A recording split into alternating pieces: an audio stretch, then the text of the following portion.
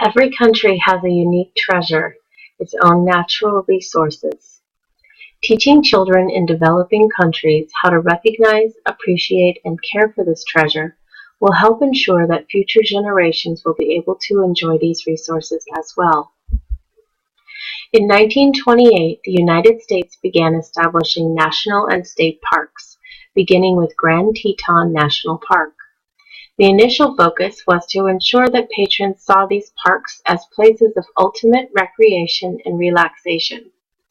Over time, the goal was expanded to include educating the public on ways to conserve the areas they enjoyed so much. Soon, school programs were developed to teach children the importance of caring for them.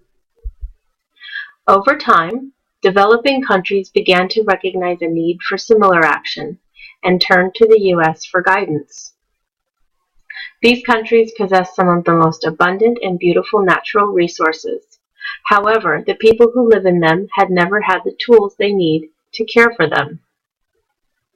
Our parks were used as models, and soon many smaller countries were founding their own national parks with the same goals in mind, protecting their national resources and educating the population with regard to how and why this was so important.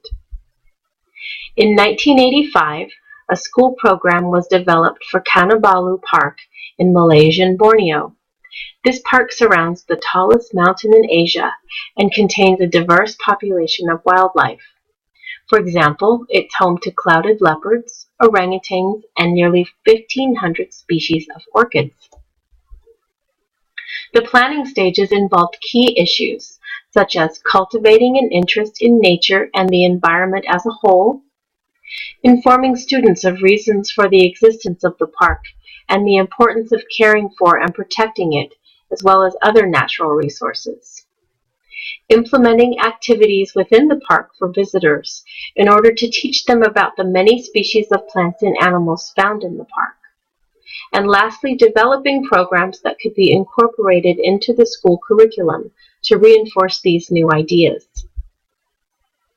Over time, the park was able to provide such facilities as an auditorium for presentations, a collection of hands-on gardens for kids to actively participate in the process of growing things, and a laboratory in which students could interact with botanists and see science in action. Activities such as games and nature walks were added to make learning fun.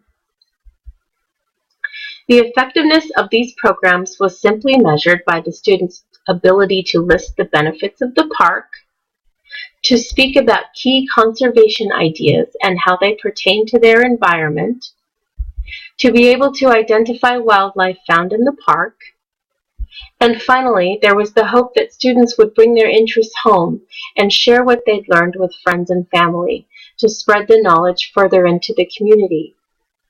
Once students were able to accomplish these goals, they would possess the skills and information needed to help ensure that future generations would be able to enjoy these resources for years to come.